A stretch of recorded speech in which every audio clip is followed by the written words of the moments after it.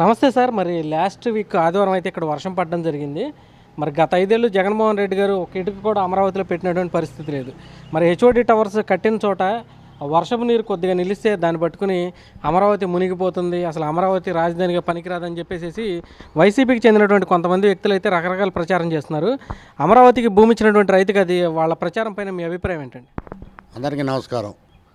మీకు తెలియదు ఏముందంటే, వైసీపీ వాళ్ళు ఎప్పుడూ అబద్ధాలే కదా. లోగడ ఒకసారి దీన్ని అసలు ముంచాలని, రాజధాని ముంచేయాలని చెప్పే కదా అక్కడ పడవలు అడ్డం వేసి మొత్తం చంద్రబాబు నాయుడు ఇల్లు కూడా ముంచాల్సిందేనని ఎన్నో ప్రయత్నాలు చేసినా కానీ ఇక్కడ నీరు ఒక చుక్క ఎక్కలేదు. ఈ గత 5 సంవత్సరాలు కూడా ఒక చుక్క నీరు ఎక్కలేదు.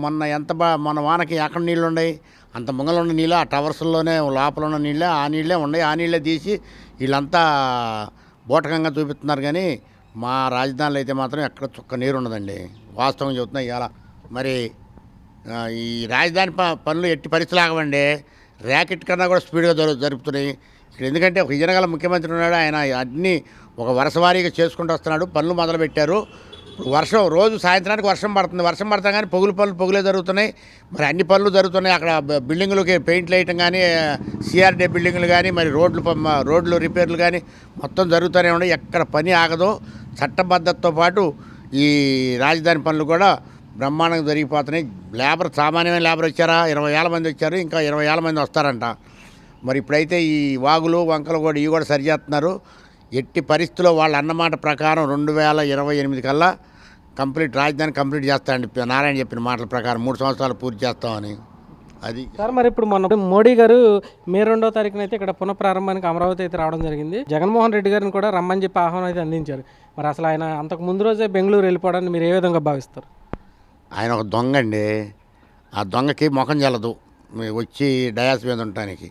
అదే పవర్ఫుల్ మాజీ సీఎం అయితే మరి అసలు ఆయన ఏం చెప్తాడో ఇందామని అయినా వచ్చి డయాస్ మీద కూర్చుంటాడు. ఎందుకంటే ఆయన ఆహ్వానించాలి కదా డయాస్ మీదకి మాజీ సీఎంగా. మరి ఆయన రాలేదు. ఆ మర్యాద ఏదో ఇప్పుడు మర్యాదగా చంద్రబాబు నాయుడు గారు లెటర్ పంపించాడు. ఆయన మర్యాద ఆయన నిలుపుకోవాలి. ఈయన మర్యాద ఈయన నిలుపుకున్నప్పుడు ఆయన మర్యాద ఆయన నిలుపుకోవాలి. అది చేతకాని దద్దం వ్యవహారాలన్నమాట అవన్నీ.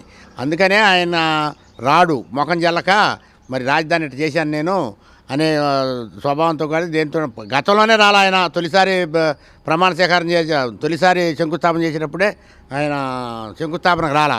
మొన్న ఎట్టొస్తాడు అసలు అంత చిందరవందర చేసి రాష్ట్రాన్ని అధోగతి పాలు చేసి అప్పుల పాలు చేసి ఊబిలో దించేసి రాష్ట్రాన్ని ఆయన ఇష్టానుసారం కుక్కలు చింపిన ఇస్త్ర చేసినట్టు చేసిపోయి ఇంకేమొస్తాడో మా డయాస్ మీద ఉంచడానికి కూడా ఆయన ముఖం జల్లక ఇక్కడికి రాలా రాజధానికి. సార్, మరి చంద్రబాబు నాయుడు గారి పరిపాలన ముఖ్యమంత్రిగా 1 ఇయర్ అయితే పూర్తి చేసుకోబోతుంది. ఈ సంవత్సరం పరిపాలన పైన అయితే మీ అభిప్రాయం ఏంటండి? చంద్రబాబు గారికి ఏమండి, ఆయన ఒక విజయనగరంలో ఆయన ఇది 4వసారి. ఉమ్మడి రాష్ట్రంలో 2 సార్లు చేశాడు, విభజిత రాష్ట్రంలో ఒకసారి చేశాడు, మళ్ళీ ఇప్పుడు 2వసారి చేస్తున్నాడు. ఆయన దగ్గర ఒక పరిపాలన దక్షత ఉంది. ఆయనకు తెలుసు పరిపాలన ఎట్ట చేస్తే బాగుంటుంది అనేది ఆయన తెలుసు. ఆ పట్టుదలతోటి ఆయన అట్టా పరిపాలన చేస్తూ ఉంటాడు. అంతే తప్ప ఆయన అల్లరిచిల్లరగా చేసే వ్యవహారం కాదు.